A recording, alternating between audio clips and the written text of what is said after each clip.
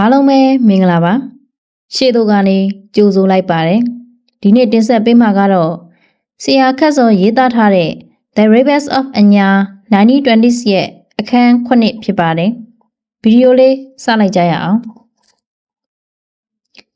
The Rebels of Anya 1920s အခန်း9 1926ဒီဇင်ဘာ4ရက်ညတစ်ချက်တီးကျော်တစောင်းမုံလကွယ်နေမှုမဲတော်တရွာလုံးတိတ်ဆိတ်မဲမောင်နေအညာဆောင်ကလည်းညစ်နဲ့လေးစိတ်နေမှုတရွာလုံးမှာလူများမှာစောင်းကိုစီချုံကအိမ်မောကြနေကြပြီခွေးကလေးများပင်အမိခွေး၍အိတ်နေကြသည်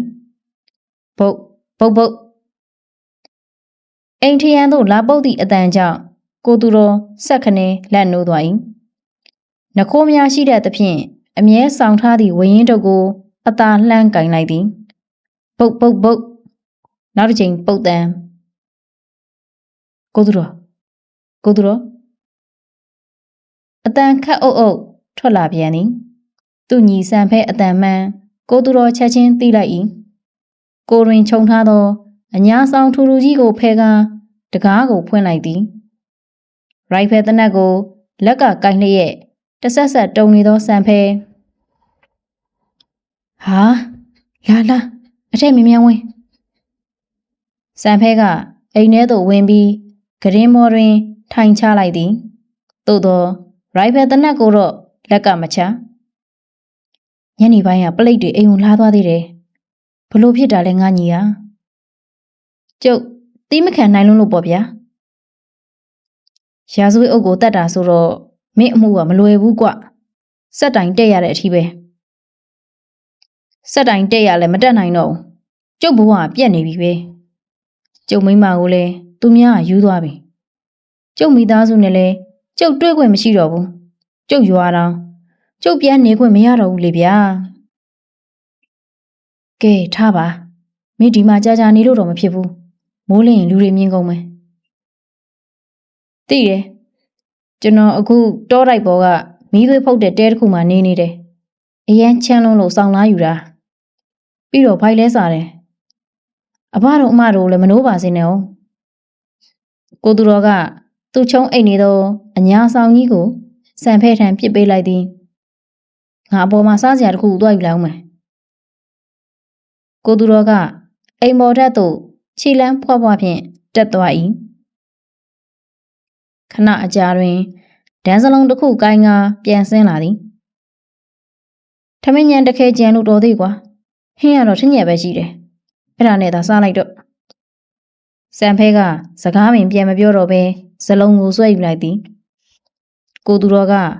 ထမင်းညံနဲ့ထညက်ခဲကိုအားရပါးရစားနေသောသူ့ညီကိုကြည့်လိုက်မင်းအခုဘလို့ဆက်လုံးမလဲငါညီဘာဆက်လို့ရမှာလဲဆက်ချရုံပဲစံဖဲကလက်ထဲကတနက်ကိုမြှောက်ပြလိုက်သည်ဘသူ့ကိုချမှာလဲဟိုကောင်မောင်ဘူးပြီးတော့ဒီလိုကောင်လိုမျိုးအင်္ဂလိပ်အစိုးရနဲ့ပေါင်းပြီးလူတွေကိုဒုက္ခပေးနေကောင်တွေအကုန်လုံးပဲမဖြစ်နိုင်တာစံဖဲရအင်္ဂလိပ်တွေဆိုတာစစ်တပ်တွေနဲ့လက်နက်တွေအပြည့်အစုံနဲ့မင်းကဒီရိုက်ဖဲတနက်တစ်လက်ထဲနဲ့မနိုင်တာကိုသိတယ်ဗျသိရနဲ့ဘာလို့မိုက်မလဲကွာမနိုင်မှုဆိုတိုင်းသူတို့လူဘာဝသမျှတစ်သလုံးခေါင်းငုံခန်းနေရတော့မလားခေါင်းငုံခန်းနေသေးသွားတာထက်ပြန်ချပြီးသေးသွားတာအထိပ္ပယ်ရှိတယ်ဗျကိုသူတော်ပင်တွေ့ဝေးသွားသည်စံဖဲတယောက်ထဲကတော့ဒီကောင်နေဘယ်နိုင်မလဲဗျာစံဖဲလိုလူတွေအများကြီးရှိလာရင်တော့ပြောမရအောင်အဲ့ဒီအတွက်စံဖဲတယောက်ကစဖို့လိုတယ်ငါညီငါမင်းကိုတတ်နိုင်တာကူမယ်အခုဘာလုပ်ပေးအောင်မလဲပြောမစောရှင်ကိုနှုတ်ပေးဗျာစံဖဲဤနှမအငယ်ဆုံးမစောရှင်ကလေးမှာမွေးရပါစွန့်အနားမကြသူလေးဖြစ်သည်စံဖဲတို့တမိသားစုလုံးကမူမစောရှင်နှင့်လက်ဟန်ချီဟန်ဆက်သွယ်ပြောဆိုလေးရှိကြ၏သူတို့မိသားစုနှင့်မစောရှင်သာတည်သည့်လက်ဟန်ချီဟန်များလည်းတီးတန့်ရှိနေသည်ဟာဘာလို့ဖို့လဲကွကျုပ်အခုခိုးနေတဲ့မိသွေးတွေကိုသူ့ကိုခေါ်သွားမယ်မနေ့ကကျုပ်ပြန်လွှတ်လိုက်ပါမယ်ဒီတော့အကိုတို့ကျုံနဲ့ဆက်သွယ်ခြင်း तू ကတဆင့်ဆက်သွယ်လို့ရတာပေါ့ မဆောရှင်နဲ့ဘလို့ဖြစ်မှာတော့ငါလိုက်ခဲ့မယ်ကွာဟုတ်ဘူးဗျမဆောရှင်ရဲ့အာသာချက်ကစကားမပြောတတ်ဘူးနားမကြောက်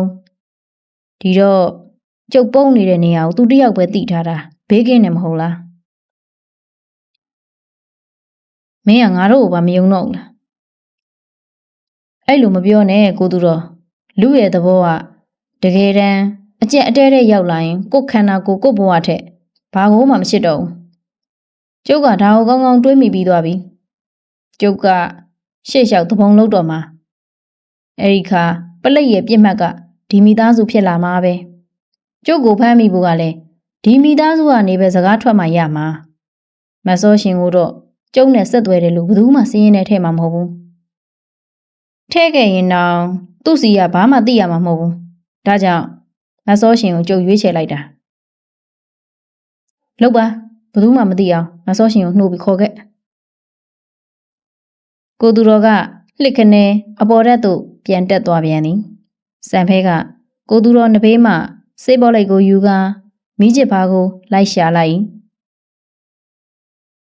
မိကျစ်လားမောင်စံဖဲအတောင့်မှအတန်းကြောင့်စံဖဲစက်ခနဲဖြစ်သွားသည်မြည်သည့်အချိန်ကလေးကနိုးနေမှမသိသည့်မိခင်ကြီးဒေါ်စံမဲကရမ်းမိကျစ်တပူးကိုစံဖဲထံကမ်းပေးလိုက်ထို့နောက်စံဖဲ၏ခေါင်းကိုပုတ်တက်လိုက်သည်စံဖဲမျက်ရည်ဝဲသွား၏ထိုအချိန်တွင်အပေါ်ဓာတ်မှကိုသူတော်နှင့်အိတ်မုံစုံမွားဖြစ်နေသောမဆောရှင်ကလေးတို့ဆင်းလာသဖြင့်စံဖဲကဝိတ်လာသောမျက်ရည်တွေကိုတုပ်ပစ်လိုက်သည်ကိုသူတော်ကျုပ်စီကိုနှစ်ပတ်တစ်ကြိမ်မဆောရှင်ကိုလှုပ်ပေးပါလာငါးနမသွားကြစို့စံဖဲတို့မောင်နှမနှစ်ဦးမဲတော်ရွာထဲမှအနောက်ဘက်တောတိုက်စီသို့ခတ်သွက်သွက်ရှောက်သွားကြသည်သူတို့နှင့်ဆန့်ကျင်ဘက်အရက်တွင်လဲပေါင်းမိုးလှဲတစည်းသည်တားစီမြို့ဘက်သို့တရွေ့၍ဥတီနေလိမ့်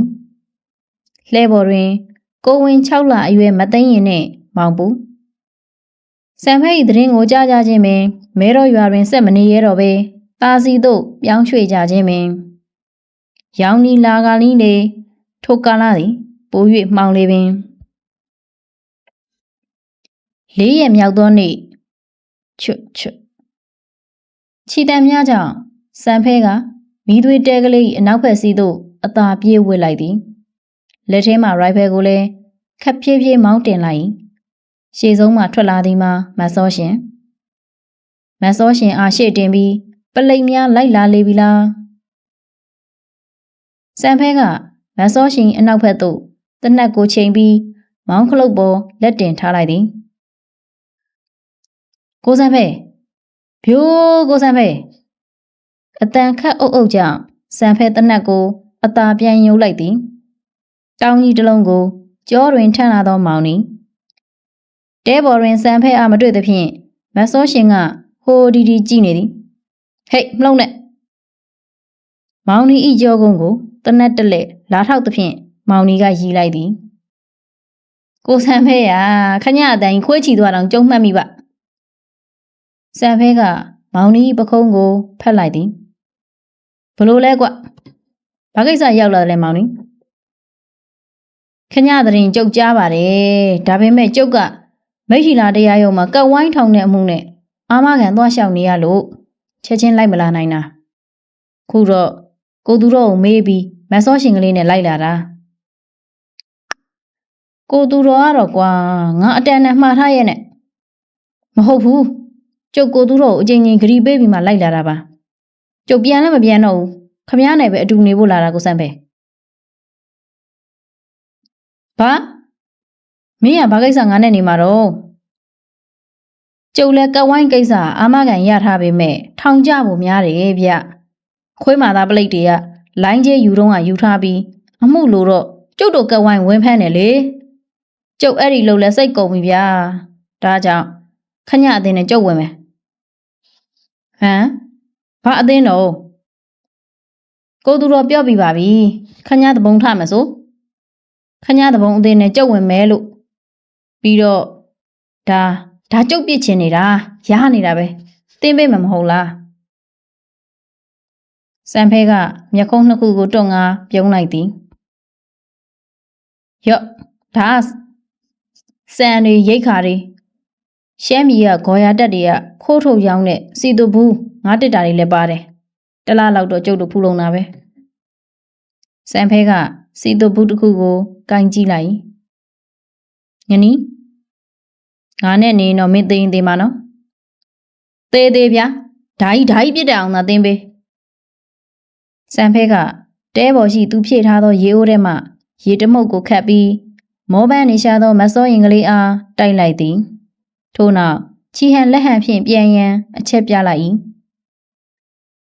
မတ်စောရှင်ကသဘောပေါက်လွဲသည်ရေတောက်ပြီးသည်နှင့်ချက်ချင်းပင်တောတွင်ဝင်ရောက်ပျောက်ကွယ်သွားတော့၏1926ဒီဇင်ဘာ20ရက်စံဖဲ၏တရင်ကပျောက်ချင်းမလားပျောက်နေသည်စံဖဲရိုးရရသို့ထွက်ပြေးပြီဟုလဲတချို့ကဆိုကြသည်ပလိတ်အဖွဲ့မှလည်း4-50ရက်ခန့်ရွာနီးချုပ်ဆက်များတွင်လိုက်ရှာပြီးနောက်စံဖဲတရင်ကိုအစအနပင်မရသဖြင့်တာစီသို့ပြန်သွားကြ၏မဲတော်ရွာတကြီးဥရပိုင်းကစံဖဲ၏မိသားစုများသွားလာရာတွင်သူအားတရင်ပို့ပြီးမှသွားရန်အမိန့်ထုတ်ထားလေသည်သို့သောခလေးအရွယ်လည်းဖြစ်စွန့်အားနားမကြသူလည်းဖြစ်သောမတ်စောရှင်ကိုမူချွင်းချက်ထားပေအမောင်တို့ကတဖြည်းဖြည်းကြီးစိုးလာသည်နှင့်အမျှမဲတော်ရွာကလေးလည်းတိတ်ဆိတ်သွားခဲ့ပြီမဲတော်ရွာပြင်ရှိလဲဆောင်တဲကလေးတွင်ဘောင်းစီကထုံးစံအတိုင်းချက်အရက်တစ်လုံးကိုစဖွင့်လိုက်သည်ဘာအိုးစီရဲ့တယောက်တည်းတောက်ရတာပြင်းနေမှာပေါ့ကျုပ်တို့လည်းတောက်မယ်လေတဲရှိမှအတန်ကြောင့်ဘာအိုးစီကတဲထောင်းမှလောက်လေးကွာကိုကောက်ကင်လိုက်၏အညာဆောင်ကိုခေါင်းမိခြုံထားသောလူတစ်ယောက်ထိုသူကဆောင်ကိုခွာလိုက်သည်စံဖဲဘာအိုးစီအတန်ကတုံကြီးနေစံဖဲကသူ့ခါးကြားတွင်ထိုးထားသော6လုံးမြူကိုရှေ့တွင်ချထားလိုက်သည်ရိုက်ဖယ်တနက်ကိုလွှဲထားသောမောင်နီကလည်းတဲပေါ်သို့တက်ထိုင်လိုက်၏စံဖဲကပဲလော်တစုပ်ကိုနှိုက်ယူစားလိုက်သည်မကြောက်ပါနဲ့ဘာအိုးစီကကျုပ်တို့လည်းပြင်းပြင်းရှိတာနဲ့ဒီဘက်ထွက်လာပြီးဘာအိုးစီနဲ့အရက်ကလေးပါလေးချရင်စကားပြောဖို့လာတာဘာအိုးစီကငုတ်တုတ်ကောက်ထိုင်လိုက်သည်ထို့နောက်လက်အုပ်နှစ်ဖက်ချီကစံဖဲအားဦးကုန်းချကြတော့၏ငါ့ကိုမတတ်ပါနဲ့စံဖဲရအသက်ကိုချမ်းသာပေးပါမင်းနဲ့မြားနုကိစ္စကိုငါအားချောင်လိုက်မိလို့ဖြစ်ရတာငါအပြစ်ငါသိပါတယ်ငါ့ကိုခွင့်လွှတ်ပေးပါဘာဗျခုမှဒီလိုလာလို့ရရိုးလားဟဲ့ခွင့်မလွှတ်နိုင်ဘူးဘာအိုးစီမှာတုံတက်သွားသည်ခွင့်လွှတ်ပါမောင်ရဲ့ရှီကြီးခိုးပြရစေကွာအသက်ကိုချမ်းသာပေးပါစံဖဲနှင့်မောင်တွေကသဘောတကျရေးလိုက်၏ကဲဘာအိုးစီခမည်းကိုခွင့်လွှတ်စေခြင်းနဲ့ဆိုကျုပ်ကိုတခုပြန်လုပ်ပေးရမယ်လုပ်ပေးပါမယ်ဘာလုပ်ပေးရမလဲသာပြောပါမောင်မင်းကြီးသားရဲ့စံဖဲကဘာအိုးစီပခုံးကိုသူ့လက်နှစ်ဖက်နှင့်ကင်လိုက်သည်ကဲကျုပ်ငရဲငအုံနေကြည့်ပါမယ်ဘာအိုးစီထိုင်ဘာအိုးစီမှာတင်မြေခွေလေးရဲ့တောင်းတောင်ကြီးငနီကတော့သူ့အရက်ပလင်းကိုငှက်တောင်နေပေပြီဒီနယ်တကြောမှာဘာအိုးစီရဲ့ဆွေမျိုးတွေဘယ်ရွာမှာရှိလဲဘာအိုးစီမှာမျက်နှာငယ်လေးဖြင့်မလုတ်ပါနဲ့မောင်ရငါဆွေမျိုးတွေကိုဒုက္ခမပေးပါနဲ့ရှစ်ကြီးခိုးပါရဲ့ယောခက်ပြီးအားတိုင်းရှစ်ကြီးခိုးနေကြည့်ပါလားပြောပါဗျခမရဆွေမျိုးတွေကျုပ်ဘာမှမလုပ်ပါဘူးပြောပါရှိပါရောလားကွာမြောက်ဖက်ဆိုမောင်းမစဲရင်မယိုးထနောင်းကန်တာကရကနေဟိုးအလဲတန်းထိပဲတောင်ဆိုစမိတ်ရှည်အောင်မင်သာထိငါသားချင်းများရှိပါသားစီသေးတော့ဝမ်းရွက်ဘက်တွေရောတူမတွေမြို့မှာလည်းရှိပါတယ်စံဖဲကပြုံးလိုက်သည်ငနီးမင်းမငွေဘယ်လောက်ပါလဲပေးသက်ငါ့ငနီးကသူ့အိတ်ထောင်ထဲမှာငွေ30ကိုထုတ်ပေးလိုက်သည်စံဖဲကငွေ30ကိုဘာအိုးစီရှေ့ချပေးလိုက်ယော့ငွေ30 ဖောင်းစီမှာဦးကြောင်ကြောင်ဖြင့်စံဖဲပေးသည့်ငွေ30ကိုယူလိုက်သည်မနေ့ဖြန်ကစပြီးတလားတိတိခမည်းဆွေမျိုးတွေရှိတဲ့အဲ့ဒီရွာတွေမြို့တွေကိုသွားလဲရမယ်ဟင်စံဖဲစကားကြောင့်ဖောင်းစီမှာရုတ်တရက်ကြောင်သွား၏အဲ့ဒီလိုသွားလဲတဲ့အခါမှာလဲခမည်းအကျင့်အတိုင်းရွာလူတွေအကြောင်းကိုဂုံပုတ်လေးတွေရှေ့ရထည့်ပြောတတ်တယ်မလားခမည်းရောက်ရအရက်မှာကြုံအကြောင်းပြောပေးရမယ်ဘလို့ပြောပေးရမလဲမောင်စံဖဲရဲ့မဲတော်ရွာကစံဖဲဟာရာဇဝတ်အုပ်ကို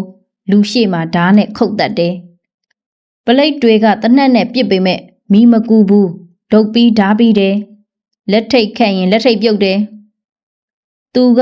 စင်းရဲသားလေသမားတောသူတောင်သားတွေကိုလက်ဖျားနေတော့မတူဘူးပလိတ်တွေရဲ့ပလိတ်တွေနဲ့ပေါင်းသင်းတဲ့လူတွေရဲ့အမျက်ကြီးစားတဲ့တထေးတွေကိုပဲဒုက္ခပေးမဲ့လူအဲ့ဒီလိုပြောရမယ်မှတ်မိလားနောက်တစ်ခေါက်လောက်မှမှတ်မိမှာပေါ့မောင်ရင်ဟဲ့လူကြီးခညာသူအကြောင်းတွေကြတော့ခညာမပြောတတ်ဘူး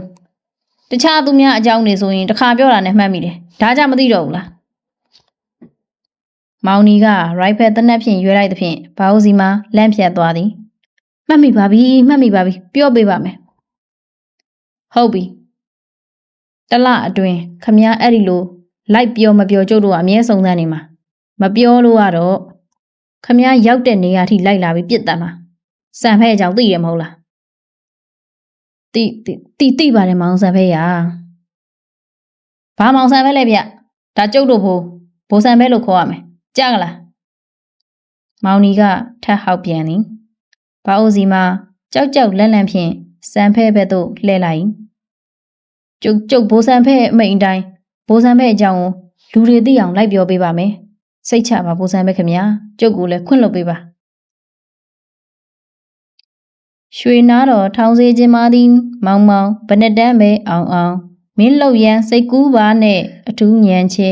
အမျိုးမြင်ပွဲမိုးပြင်းကျဲတိမ်ယူတိမ်ပန်းတိမ်ခွက်တိမ်စစ်ရောင်တို့နှင်းခမရဆောက်ပါစကြီးပိတ်ထားစမ်းမှာကိုကြီးတိုင်ဒီမှာဖဲရှုံးလို့ညစ်လာရတဲ့အထဲကန်ကြီးမောင်၏စကားကြောင့်လှဲပေါ်မှလှဲမောင်းနေသောကိုသားလိုက်မှာတချင်းတစ်ပိုင်းတစ်စဖြင့်ရက်သွား၏စောက်ကလေးမင်းကူးမှဖဲရှုံးမှုသလားဟာလို့ကြလို့လောင်းကစားတာပဲရှုံးပြောနိုင်ပြောပေါ့တကယ်တည်းဟာပျော်လို့ရမလားဗျဖဲလဲရှုံးမှုတာပေါ့ခုဟာကျွဲရောင်းလို့ရသမျှကုန်ပြီဗျဘေးနားမှာကိုညီပူကကန်ကြီးမောင်ပခုံးကိုရိုက်လိုက်သည်ငါတို့လည်းအကုန်တာပဲဦးမတူဘူးဗျခမရတို့နဲ့ကျုပ်ကရောက်ခမလောင်ကျွဲရောင်းခိုင်းတဲ့ငွေပါသွားတာဟိုကွာတစ်ချိန်ကိုရောက်ခမဖြစ်မဲ့သူပဲဟာဖဲရှုံးသွားတာရှင်းပြလိုက်ပေါ့မဟုတ်ဘူးဗျဟုတ်ဘူးမတ်သက်ရှင်နဲ့ကျုပ်ကိုငကိုကလေးကဥရွှေနေကြီးကသဘောတူချင်တာမဟုတ်ဘူးသူ့ကျွဲတရှင်ကိုယုံလို့ရောင်းခိုင်းကမှဖဲရှုံးပြတယ်ဆိုသွားပါပြီဗျာမတ်သက်ရှင်ကိုပါကြုံမျက်နှာမပြရဲတော့ဘူးကိုသားလိုင်းကိုညီပုနဲ့ကန်ကြီးမောင်တို့မှာဂုံညင်းနွယ်ဇာတိညီကိုဝမ်းကွဲများဖြစ်သည်ထနောင်းကုန်းရွာတွင်ကျွဲရောင်းပြီးနောက်ပါရှိသောငွေကိုထိုရွာရှိဖဲဝိုင်းတွင်ပင်ဖဲရှုံးကပြန်လာကြခြင်းသူတို့အထဲတွင်ကန်ကြီးမောင်မှာအသက်အငယ်ဆုံးဖြစ်ပြီး18နှစ်ပင်မပြည့်သည်ထို့အချိန်တွင်ရင်းမရိုးရွာဘက်မှထနောင်းကုန်းရွာဘက်သို့မြင်းစီလာသောပလိတ်တယောက်ကသူတို့လှဲ့အားတားလိုက်လေသည်လူစိုးရင်းစိန်ကုန်းထိုနယ်တကြောတွင်တော့မသိသူမရှိသည့်ပလိတ်စိန်ကုန်းတာကရမမဲတော်အထိရွာစဉ်တကြောအပိုင်စားရထားသူလောင်းကစားဝိုင်းကြက်ဝိုင်းမှန်သမျှစိန်ကုန်းထံမှတဆင့်လောင်းကြီးစကြွေဝင်ရစမြဲလက်စားသည့်နေရာတွင်နာမည်ကျော်သည့်စိန်ကုန်းဟေးမင်းတို့ဘယ်ရွာလဲရက်လိုက်စမ်းကိုသားလှိုင်ကသွားဖြဲပြလိုက်သည်ကျုပ်တို့ဂုံညင်းနွယ်ရပါကိုကြီးစိန်ကုန်းဟေးလို့မြငါအမြန်ကိုကြီးစိန်ကုန်းတဲ့မင်းမေလင်ထင်းနေလား လှဲပေါ်ကစဉ်းစမ်းမင်းတို့အရက်ပုံးတင်တာမဟုတ်လားစိန်ကုန်းကလွယ်ထားသည့်တနက်ကိုပင်မချွတ်ဖဲမြင်းပေါ်မှာဆင်းလိုက်သည်လှဲပေါ်ကဆင်းလက်မြောက်ပြီးငုတ်တုတ်ထိုင်းနေကိုသားလိုင်းကိုညီပုတို့မှာလှဲပေါ်မှာဆင်းလိုက်ကြ၏စိန်ကုန်းမှာသူတို့ရွာသို့လာတိုင်းသူ့ရောက်ခမလောင်ရွှေနေကြီးစီသို့လာပြီးသူ့ကြီးစားမတ်သက်ရှိကိုရီးသက်တဲ့လှုပ်တတ်သည်ဟုသိထားသဖြင့်ကန်ကြီးမောင်ကတိတ်မကြည့်ထို့ကြောင့်ကန်ကြီးမောင်မှာလှဲပေါ်မှမစင်ခင်ပလိတ်စိန်ကုန်းကိုချစ်ကန်ကန်ဖြင့်ပြန်ကြည့်လိုက်သည်မေလို့လေမင်းလိကြည့်ရလားဖြောင်းစိန်ကုန်းကကန်ကြီးမောင်ကိုနရင်အုပ်လိုက်သည်အရက်ပုံးတဲတဲ့လှဲတွေကိုငါစောင့်ဖမ်းနေတာမှန်လားလှဲပေါ်ဘာပါလဲစိန်ကုန်းကလှဲပေါ်သို့တစ်ချက်ကြည့်လိုက်သည်ထိုအချိန်တွင်သူ့မြင်းမော်သို့လူတစ်ယောက်လွှားကနေတက်လိုက်သည်ကိုမြင်လိုက်၏ဟဲ့အောင်မင်းပါလို့မြင်းမော်မှလူက6လုံးမျိုးဖြင့်စိန်ကုန်းကိုချိန်ထားလိုက်သည်ငနီကရိုင်ဖယ်တနက်ဖြင့်စိန်ကုန်း၏အနောက်ကိုထောက်ထားလိုက်၏စိန်ကုန်းမှာဦးလဲလဲဖြင့်လက်မြောက်လိုက်ရသည်